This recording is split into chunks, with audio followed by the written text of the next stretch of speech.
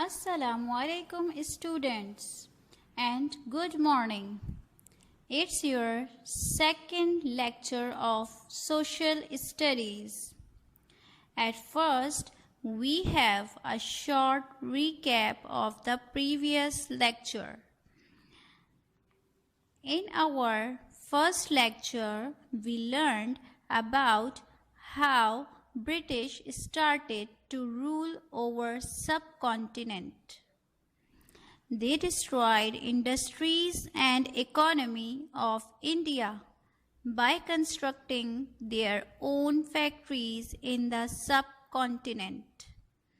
And this was known as Industrial Revolution.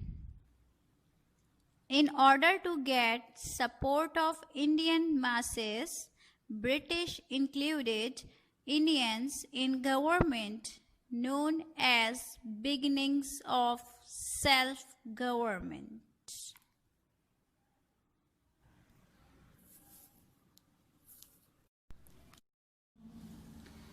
Now students, let's move towards page number 27 of your book.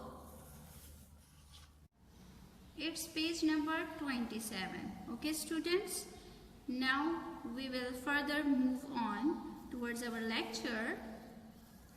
First of all, mention date 24 June 2020. Okay.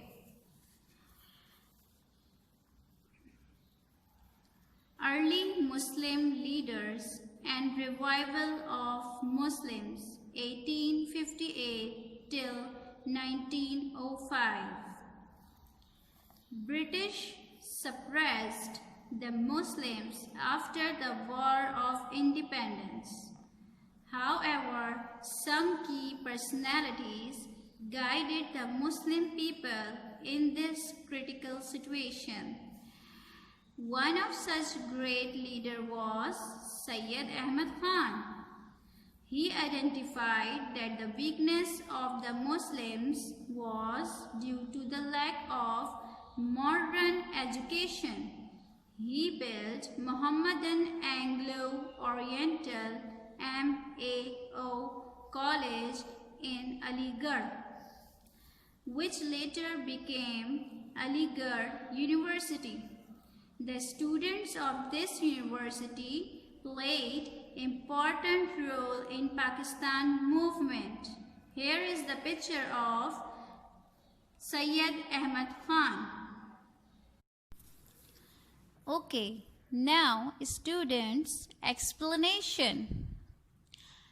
Revival of Muslims means the era in which Muslims started to re-establish themselves in order to get rid of British rule. Syed Ahmad Khan pointed out the weakness of the Muslims, that was the lack of education. Yes, the lack of education. So he built a university later known as Aligarh University.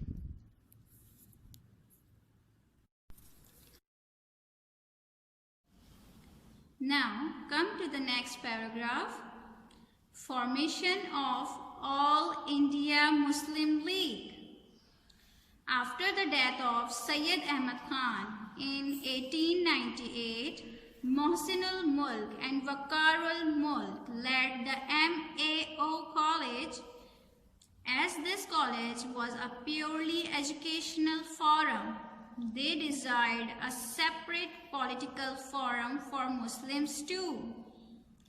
The 1906 annual function of Mohammedan Educational Conference took place in Dhaka on December 30.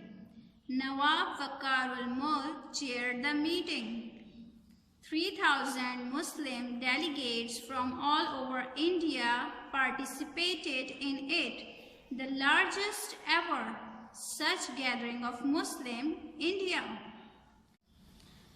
Nawab Salimullah Khan put forward a proposal to establish a political party to safeguard the interests of the Muslims. It was accepted and creation of a Muslim political party called All India Muslim League was announced. Okay students, now move to the page number 28. Continue, okay? The headquarters of the All India Muslim League was at Lucknow and branches were set in other provinces. Aga Khan III became its first president. Maulana Muhammad Ali Johar wrote its first constitution. Other major leaders were Hakim Ajmal Khan, Maulana Zafar Ali Khan and Sayyid Amir Ali. Formation of All India Muslim League. Explanation. This paragraph states that how All India Muslim League was created or formed. All India Muslim League was formed in an educational conference took place in Dhaka. The aim of this league was to have a separate political platform for Muslims so that they can discuss their issues through this platform. Okay students, now move to the last paragraph of our lecture, today's lecture. Okay, now continue. Qaid-e-Azam, Congress and the Muslim League. In this paragraph, we will study about the combination of Qaid-e-Azam's performance, Congress and the Muslim League. Okay students, now good, keep it up. Muhammad Ali Jinnah is the greatest leader of Muslims South Asia has ever produced. He was born in Karachi on December 25, 1876. He got his early education in Karachi and Bombay. He then moved to Britain to study law. At the age of 19, he became the youngest Indian called to bar qualified to argue in court in England. At the age of 20, he began to practice in Bombay. Muhammad Ali Jinnah gained a high status among the barristers and was elected as Bombay's Muslim representative on the Imperial Legislative Council in 1909. He attended the annual meeting of Muslim League in December 1912 and became its member the next year. At the time, he was also the member of Indian National Congress. He tried to enhance the cooperation between the two parties. Due to his efforts, Lucknow Pact was signed by both the parties, which ensured quotas for Muslim and Hindu representation in the different provinces. It was never fully implemented. However, the pact led to cooperation between the two organizations. In 1920, Congress declared a civil disobedience movement to remove the British from power. Muhammad Ali Jinnah opposed it, as he knew that without ensuring a proper role for Muslims before British left means that Hindu Congress will inherit the power and Muslims will be marginalized. When Congress refused to listen to him, he resigned from the party, which now was manifestly working for Hindus only, rather than all Indians.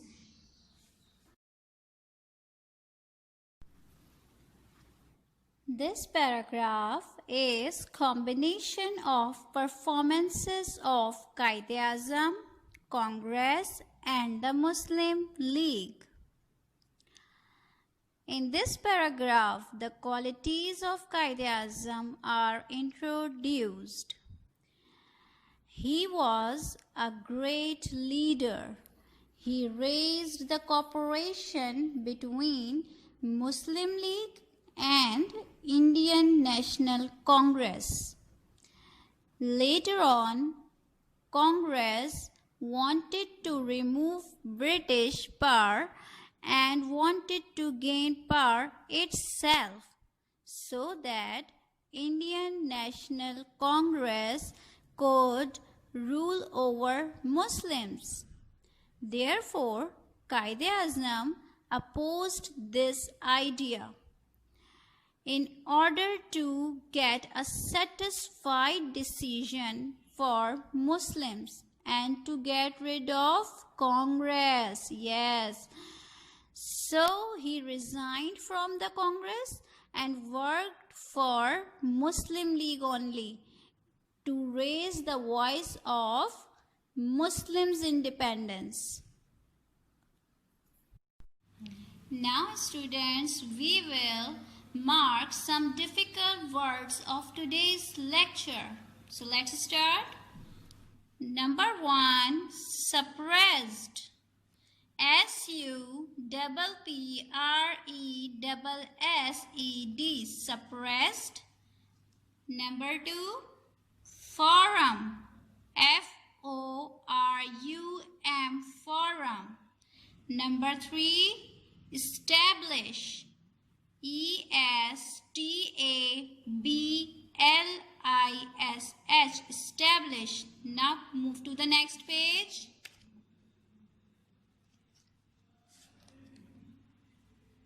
Enhance.